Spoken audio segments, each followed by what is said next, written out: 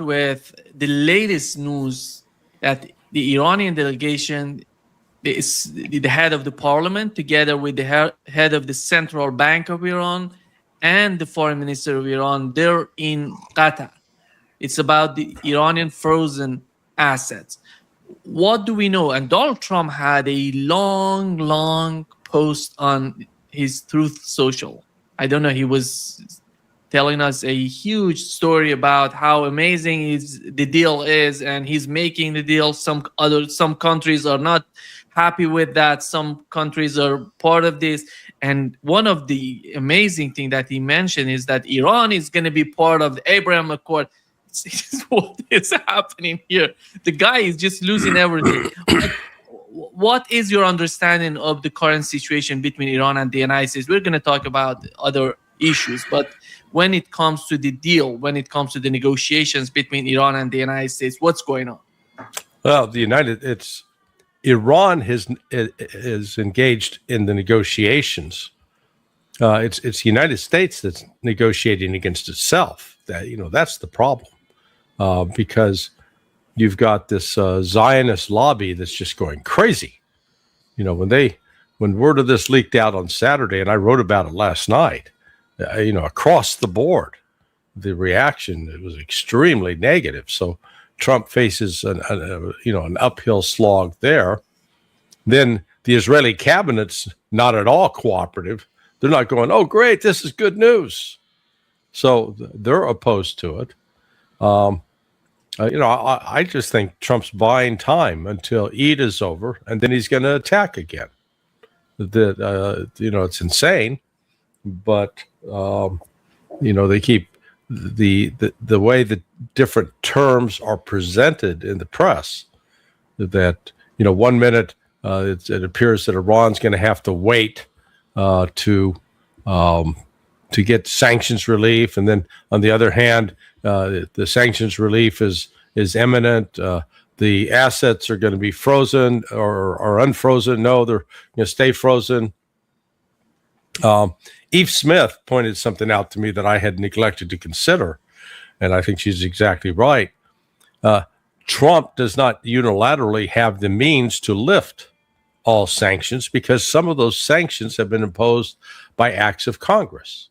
So Trump can't just say, oh, well, screw it, I'm not going to follow that. I mean, you're going to have to get Congress to lift those sanctions. So this process is a lot more complicated than it would appear. What is certain is Iran at least knows what it wants, and Iran is going to stick to those fundamental positions. It's going to insist upon sanction relief and the return of the frozen assets. And if to the extent that Doha, I didn't realize Doha might have been involved with it on the sanctions side, freezing assets. The other place you'd have to go would be into Dubai, to the United Arab Emirates. I'm sure that they've got a substantial amount of Iranian assets potentially frozen. I think this is just a lull, unfortunately. I don't see there's not the political momentum in the United States to say, let's stop the war, let's find a solution. It's still that basically Iran's going to have to do whatever the hell we tell them or else. That's still the attitude. So until that attitude changes, I don't see any fundamental change going forward with, particularly these countries signing on to the Abraham Accords. Not going to happen. The Israelis have proven to be too brutal. And, right now in Israel, they're fighting amongst themselves. Just overnight, Ben Gvir is insisting that they got to start blowing up every building in Lebanon. And, when Bibi Netanyahu thinks that's too extreme, that tells you how crazy things are. Netanyahu reportedly pushed back and said, we're not going to do that. I'm going, good God, where did he finally, find a conscience? So this is, it's disarray. It's more market manipulation. The markets that are open, they're not open in the States today because it's a holiday, Memorial Day. But the other commodity markets around the world that are open, this drove down the price of oil. Oh, peace is at hand. It's not at hand. But this whole charade surrounding market manipulation, it's sure making somebody a lot of money. Yeah. And it seems that the frozen assets in Qatar is something like $11 billion, and they're to talk about this. And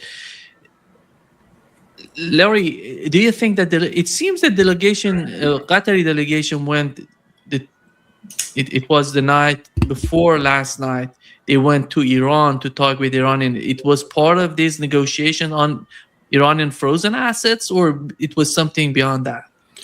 No, I think it's something beyond that. I think so. Pakistan is working furiously behind the scenes to construct they're the lead for China and for Russia to construct a new security architecture in the Persian Gulf. What I'm told is that both Qatar and Saudi Arabia are just basically sick and tired of the United States. They think being in this relationship with the United States has created more risk for them, more cost. So they just as soon get out from under that. And so those discussions underway in terms of who's going to do what, how will the security of these various countries be guaranteed, and it gets into economic security as well.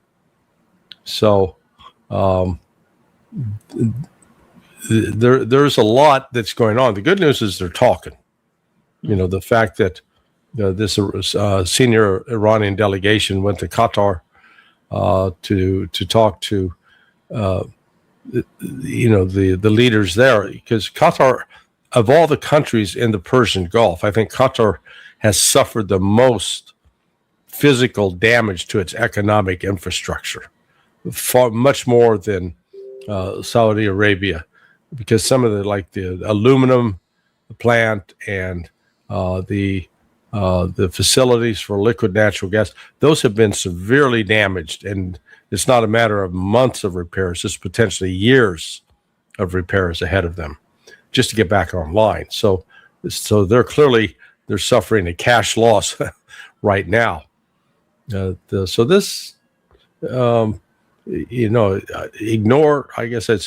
what Donald Trump is saying, because he's all over the board and does not yet have a clear plan.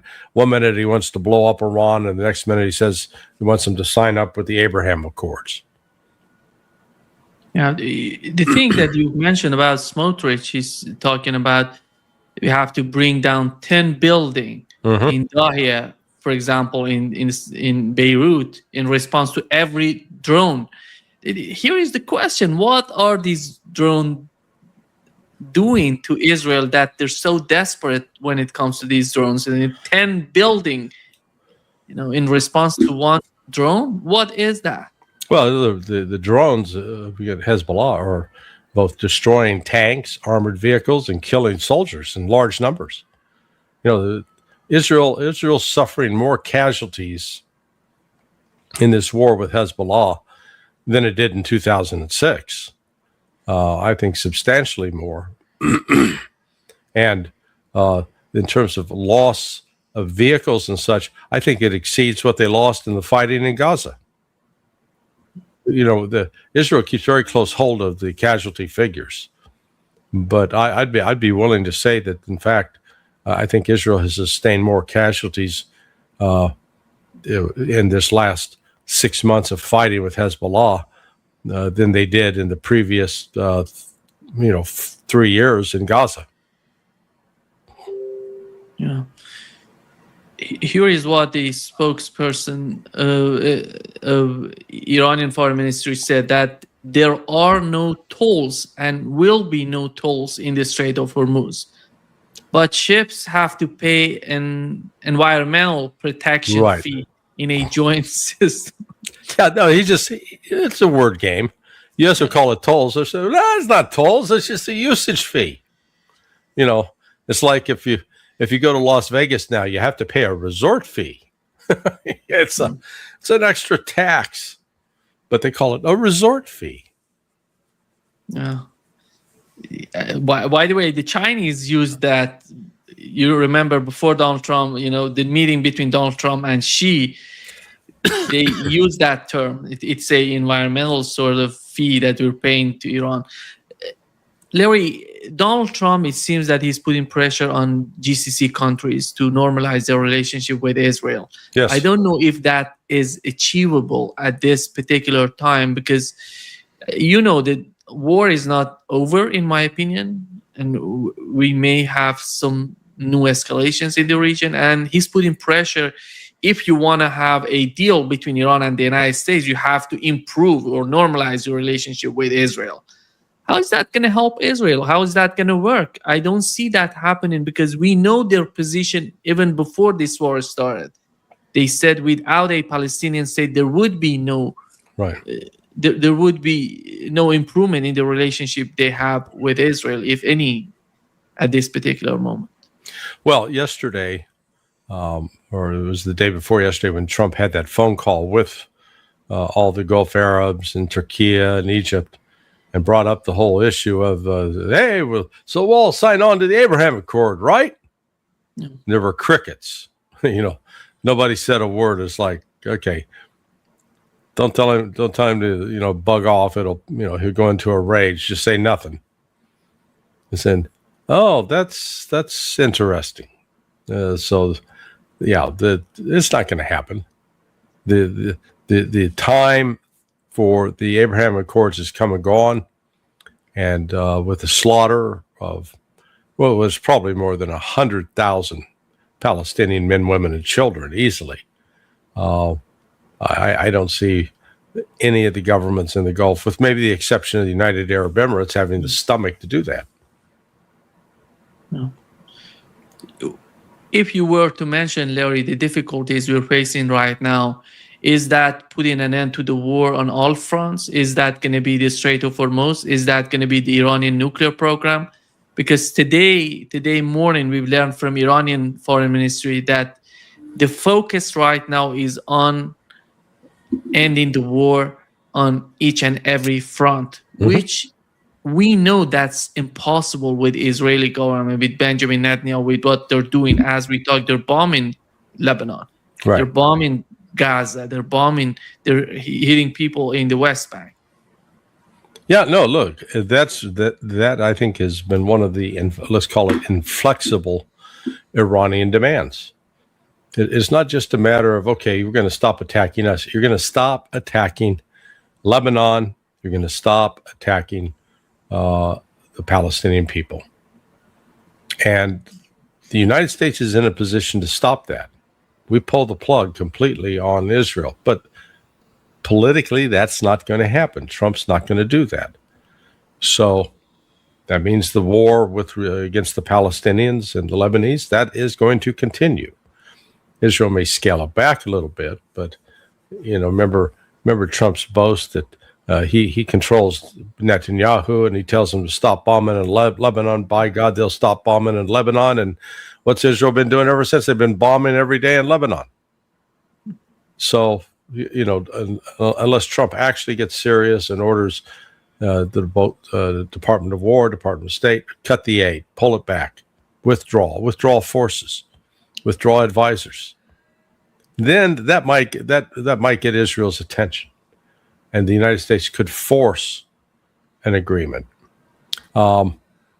If the fighting stopped and the Israelis started to, basically were willing to recognize a Palestinian state, yeah, then I think an Abraham Accord is possible, but that's not going to happen.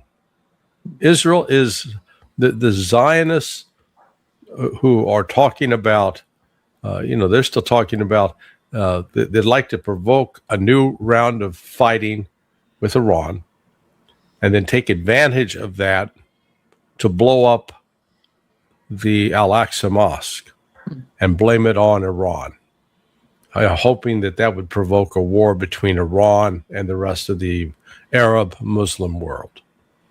And then free the way so that Israel can go build the third temple. I mean, this entire thing is just so ridiculous. I don't know if how familiar you are with the Torah, the Old Testament, as Christians call it, but the when the children of Israel escaped Egypt, they were warned, don't make any graven images. Don't make something physical that you worship physically. That was the command. And then when Moses goes up to get the 10 Commandments and comes down, they had made a golden calf and they were worshiping the golden calf, and he, broke what had been sort of version 1 of the commandments and went up to get version 2. My point in all of this is that when you get into the book of Deuteronomy, it's about, okay, you're going to build this temple and it's going to have this kind of silk and all this gold, and you're going to have this on gilded. And I mean, it's detailed about building a graven image. So that's why I said, I would tell the Jews and the Christians, your God is pretty damn confused. Because on the one hand, he claims, don't make any graven images. And then he spends an entire chapter like an architectural digest. Hey, build this and garnish this and carry this Ark of the Covenant around. And so it's like all graven image. So it's just, and what's so sad about this is people still believe this crap. And based upon that, are willing to kill other human beings in pursuit of this graven image, which their God supposedly told them never to build. So, sorry, it's just stuff like that drives me crazy, because you'll get sane, rational people, educated people say, the temple, we're going to bring among the religious Jews. They'll be like, we built, get the temple, man, the Messiah comes. And the Christians say, you already killed him once. You want him to come back? So that's where we get in all this eschatological belief, and the Muslims have theirs. I wish, my own feeling with respect to religion is, if you believe that God is the creator of all life, then respect that everybody that's around you is also part of God's creation. Treat them as such. Okay? Stop killing each other, starving each other, persecuting each other. That's enough. Sorry. That's your religious lesson for today. Larry, Donald Trump said in his latest post, he says maybe 1 or 2 countries don't want to have this deal between the United States and Iran. Who are those countries? He's talking about Israel and UAE, basically. No, actually, I think he's talking more about Iran and I'm not sure who else with take your pick. Qatar, Saudis. I think the Saudis are still willing to cut a deal with Israel. They've never been a principled lot in terms of watching them over the years. Again, Trump is indulging a fantasy, because the ingredients for an agreement are there, but it's going to require the United States to accept some concessions that the Zionist crowd will not tolerate. So I don't see how he bridges that gap. I don't see him being strong enough to tell them, shut up, I'm ignoring you. I don't see him doing that. Yeah, I think Lindsey Graham said that. He posted that it's going to be whatever is happening between Iran and the United States, the outcome is disastrous for Israel. But there is no way to change the reality for Israel. Right. How can Donald Trump change it? There is no way. What is that? So what would be the solution in the mind of these people like Lindsey Graham? Well, look, and that's the other element to this. People think this is just Bibi. The problem is Bibi Netanyahu. If we just get rid of Bibi, boy, everything will be great. You get rid of Bibi, you still got the Zionist problem.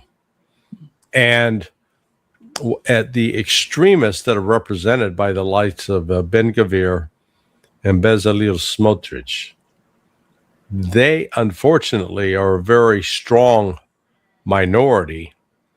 But when you tie them together with other elements of Likud, the conservatives, they still are the majority voice in Israel. So it's not that you're moving away from extremism.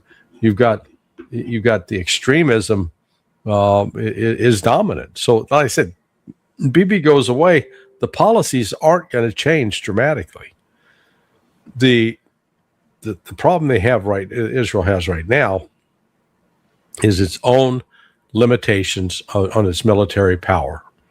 This, despite its claim that we're the strongest, the best in the region. I think the total manpower, if they called up all the reservists, would be 400,000. I think right now they're getting by with keeping 90,000 active, and that's stretching them.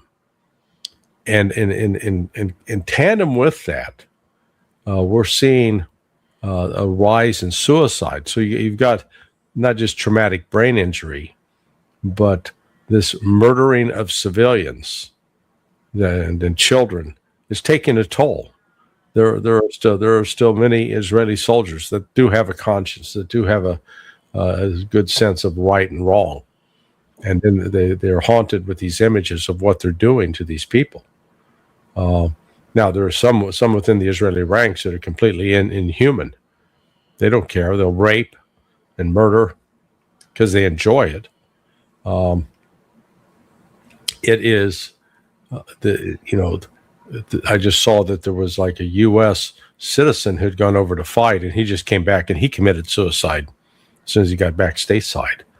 So, look, this is consistent with what happened to the German Wehrmacht, the German army, when they invaded Poland and then proceeded into Ukraine and began engaging in these mass executions of Jews along the way. One of the pressures that led to the development of, if you will, gas chambers, other ways to do mass extermination, was because these soldiers were having mental breakdowns. The regular army was being affected by it. You had to really have this army of fanatics that would engage in this kind of conduct. And so you're seeing the same kind of phenomena now among the Israeli Defense Force. So this is, and trying to fight a war in Gaza, a war in the West Bank. They haven't called it a war, but that's what it is. And then a war in southern Lebanon, and where Hezbollah's capabilities have been dramatically enhanced, and the use of these first FPV drones are causing significant damage. Let's assume Donald Trump decides to leave, the Middle East. Where is Israel today compared to what it was before? And if they continue with this attitude of attacking Lebanon, of attacking Syria, attacking Gaza, how long can they sustain these sort of attacks? No, they can't do it without, the U.S. has to be there fully supporting them. Without U.S. support, Israel can sustain this. It's that simple. Their economy is already declining. Remember, and this is 3 years without regular tourist income. It used to be, Israel was a big tourist destination for a lot of Christians. That's dried up. That is just a shadow of what it used to be. And then the physical damage they've suffered from the missile attacks.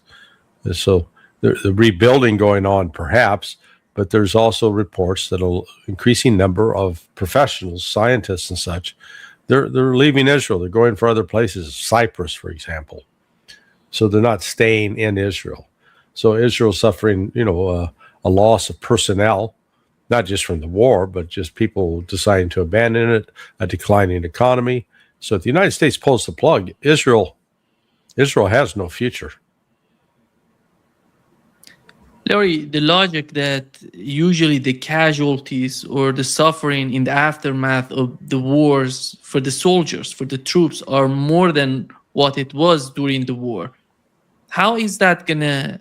I would say, considering what has happened so far with Israel, is that gonna have a some sort of?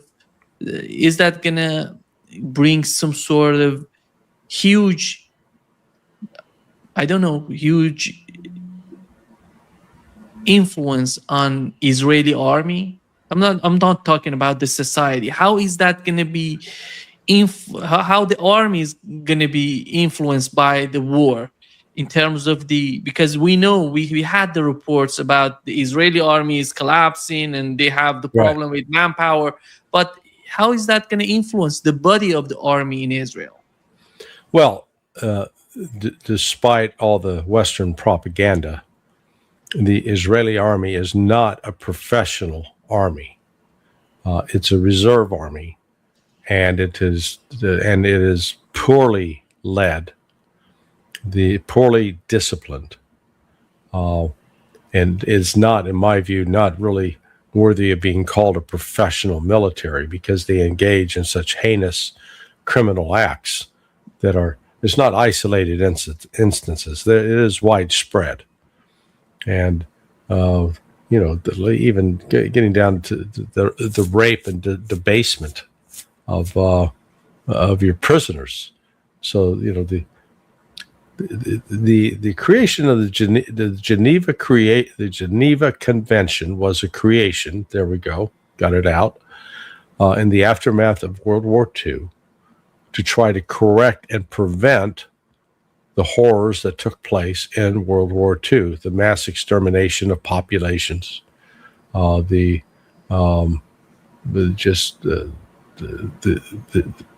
number of criminal acts that were committed against civilians, to try to ensure that there's some protection for civilians, that there was some sense of a rule of law. Well, we're now in the process of destroying the Geneva Conventions. Essentially has been destroyed, and the destruction has taken place over the last started probably 10 years ago in the Donbass, where the Ukrainian forces murdered civilians in Crimea, in Odessa in particular, and then proceeded to bomb and shell civilians in Luhansk and Donetsk. And, it's gone on. Here's the United States. We see somebody in a boat in the Caribbean. We say, oh, they're a drug dealer. We blow them up. We kill them. No due process. They don't represent, under any kind of international law, they don't represent an imminent threat. And yet we say we're going to kill them. And so it's not, I don't want to single out Israel and pretend Israel's just the bad guy here. Hell, the United States is the worst in terms of what we do. And we always wrap it with a cloak of morality, as if, see, we're so much better. We're enlightened beings. We know what's good, what's right, what's holy. And yet, we've got a track record, unfortunately, of just killing way too many civilians. So the international law is out, and Israel, as its defense chief, testified before the national security team in Israel about 5 weeks ago, as reported by Alistair Crook and Asleen, his wife. It was, he said, hey, dude, we can't keep this up. We're broken. And they can't. But there's been no movement, evidence since then to back off and to seek another way. Here is Ben-Gvir he says that Israel must not normalize the reality of explosive drones. The time has come for the prime minister to bang on Trump's table and tell him Israel is returning to war in Lebanon. We need to cut off Lebanese electricity and seize the Zahrani area and return it. He's basically saying that we have to start the war again. Yeah. We have a full-scale war, and we have to start it, and because of the drones. And Is that going to be part of the, because right now the two sides are negotiating. It seems that Israel is just moving to the direction of full attack on Lebanon to sabotage everything. Yeah, And go ahead. I don't know what Donald Trump would do, and we haven't seen that sort of backbone when it comes to Israel from the Trump administration. Well, it's all predicated on dehumanizing Hezbollah, dehumanizing the Lebanese people, dehumanizing the Palestinians. As long as they're no longer really human beings, these are terrorists. Then you're entitled to do whatever you want to them, and that's why I wrote a couple of days ago, because I watched that debate that took place last Wednesday between John Mearsheimer, Stephen Walt on one hand, and our own version of Ben Gvir, Mike Pompeo. Pompeo used to be fat like Ben Gvir, but now so he's thinned up. Mm. But he's still a vicious bigot in my view, and along with Victoria Nuland, and throughout that he kept talking about the thousands of Israelis that have been killed by Hezbollah. So I said that doesn't sound right. Let's get the actual numbers. The actual numbers are fewer than since 1982, in terms of quote Hezbollah attacks. Fewer than 1,000 Israelis have been killed by Hezbollah, but by the same token, Israel has killed over, conservatively, 92,000 Palestinians. Now, that goes with, people say, well, they've killed far more in Gaza. I'm saying let's go with the numbers that the Israeli Defense Forces themselves accepted of 73,000. Now, I agree. I think the number is far higher. But what we can agree upon, at least, even the Israelis concede they've killed close to 100,000 Palestinians in the last 44 years, going back to 1982. That means for every dead Israeli, there's 100 dead Palestinians. And then, Mike Pompeo wanted to call Hezbollah monsters. Look at the numbers. Who's the monster? Real clear. Those who kill the most people are the monster. Very simple. We don't need to make this complicated. Here is what CNN just reported, Larry, that Saudi Arabia rejects Trump normalization demand and insists on Palestinian statehood. And this is the, we just talk about it. And I don't see Saudi Arabia going that way.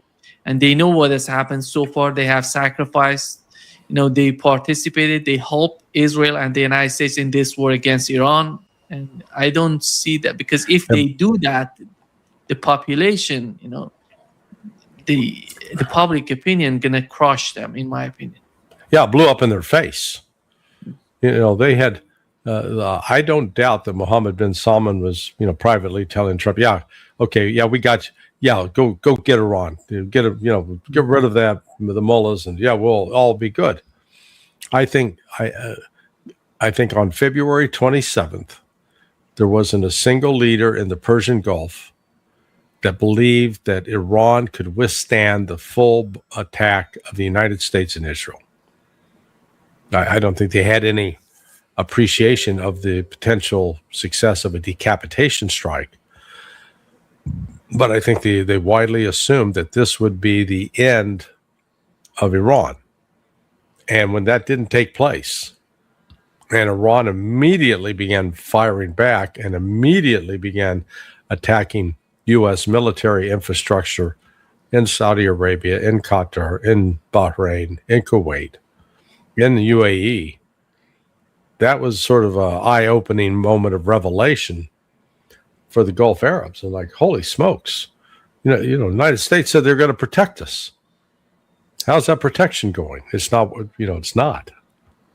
So I think now the Saudis have come to the realization being aligned with the United States is not a net positive. It's a net negative. And the offer that's being presented via Russia and China, with Pakistan taking the lead in presenting this, I think is significant. In fact, I was told that I learned yesterday that reportedly the Pakistan has offered a nuclear deal with the Saudis in order to protect Saudi Arabia. Saudi Arabia be under a nuclear umbrella of Pakistan. So that may be further against Israel. Yes, yeah. Because I was talking to somebody, said, "Well, why would Saudis need that? Who has a nuclear weapon that would attack them?" And I went, "Seriously, you're asking that?" Let me see. It begins with an I. Yeah, Israel. So the Saudis now have a guaranteed nuclear umbrella against Israel. The Saudis let the Israelis know, you attack us, you're going to get blasted with a nuke by Pakistan. That gives the Israelis something else they have to worry about. Larry, how do you define the role of Pakistan? We know that they have good relationship with the United States, with China, with Iran, and how did you find the foreign policy so far? They're right now in China talking about what's going on between Iran and the United States. Right. I assume China knows everything, each and every dimension of the talks.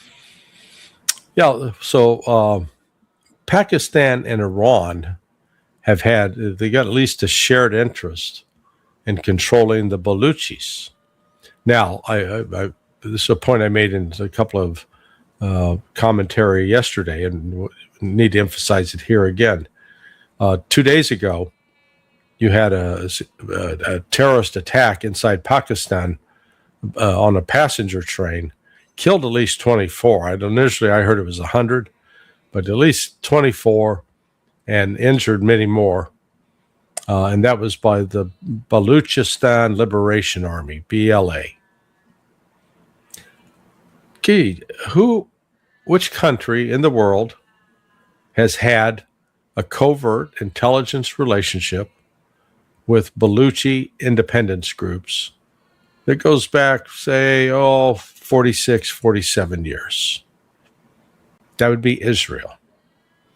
And one of the Israeli plots got exposed a few years back, where two Mossad assets, intelligence officers, they went into Baluchistan claiming to be American CIA and walking around with money and say, and they recruited all these people to carry out terrorist attacks in Iran. And they were using you, and so these Baluchis thought that they were working for the Americans, and it was so when that got exposed, it became actually a pretty big deal. There was a lot of pushback. Do you think that this terrorist attack that took place 36 hours ago in Pakistan was just a coincidence? I mean, here's Pakistan now playing a leading role in negotiating a new security architecture for the region, and that this Baluchi group just happens to carry out a terrorist attack inside Pakistan to kill Pakistanis. I don't believe that. I believe that this group was working in tandem with Israeli intelligence. And that's why they carried this out as a warning to Pakistan. Keep this up, there's going to be more of the same. Now, there's no denying that the current head of the Pakistani military, that they were basically helped put in office, the ousting Imran Khan was with the help of the United States. So in that sense, Pakistan has had an alliance with the United States, but Pakistan's alliance with China is stronger. It does have a history of cooperating with the United States on intelligence issues, like U-2 flights going back over 70 years.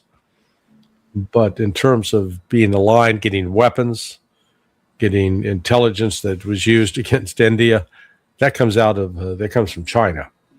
So China's influence in Pakistan is significant, and because Pakistan does have, lines of communication open with Iran, they're in a natural position that they can talk to. They're Sunni, but they do share a common security interest with Iran. In fact, the story was about a couple of years back. There were attacks on the Baluchi positions both in Iran and in Pakistan, and apparently the Iranians allowed the Pakis to come into Iran to attack the Baluchi positions, and the Pakistanis allowed the Iranians to go into Pakistan to attack the Baluchi positions. So they're actually coordinating, on a cross-border security effort that hasn't, eliminated Baluchistan's desire for their own independence.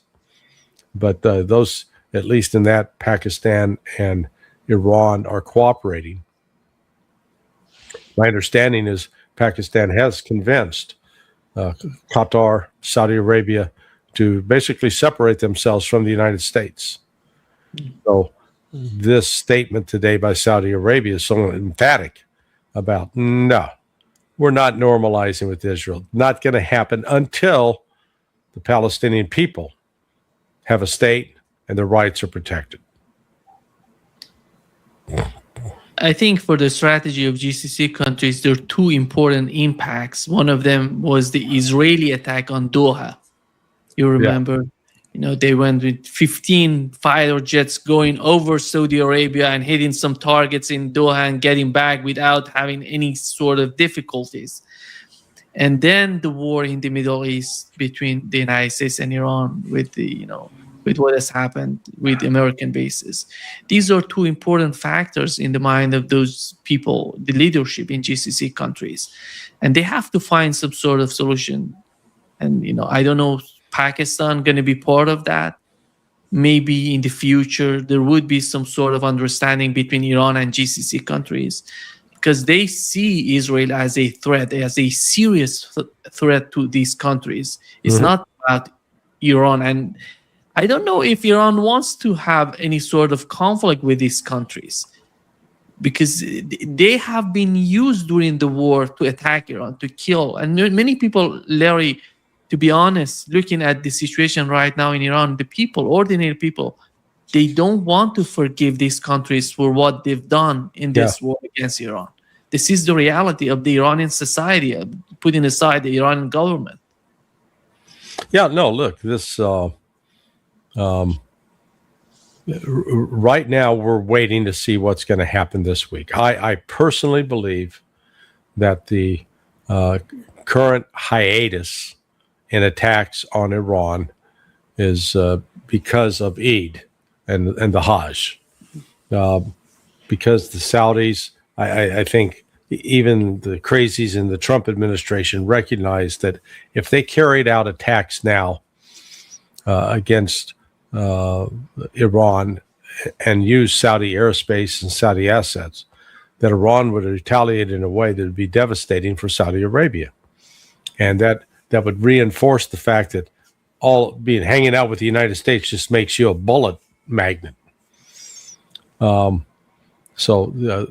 Trump and the team have decided, they've not turned aggressive. I know that there are the U.S. soldiers that normally, the U.S. military personnel that normally are managing what are called these crisis action teams.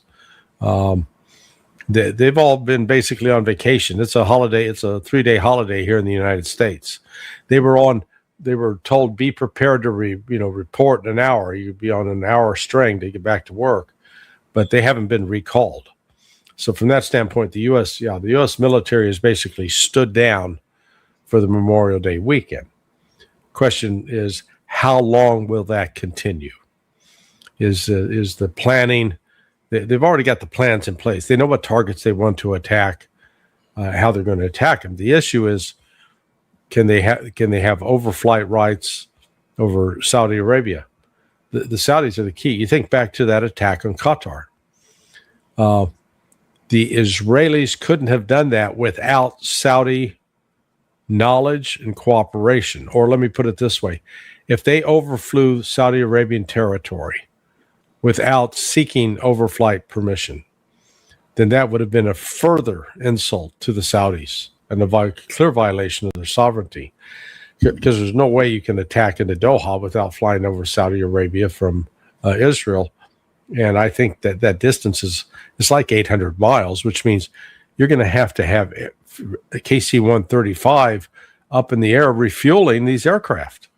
They don't make it to Doha on their own and then fly back. No, they got to be refueled at least twice. So that's what I said. This is we didn't get a lot of details about Saudi knowledge or complicity with that attack in Doha, but now clearly they don't want any part of this going forward. And that, I learned last week that U.S. air refueling activity has been shifted largely into Iraqi territory, because Iraq didn't have an air defense, so we can do basically what we want there. But, we saw even during the first 3 weeks, there are units on the, Iranian-supported units on the ground in Iraq that have surface-to-air missiles that can't fire and bring down a KC-135.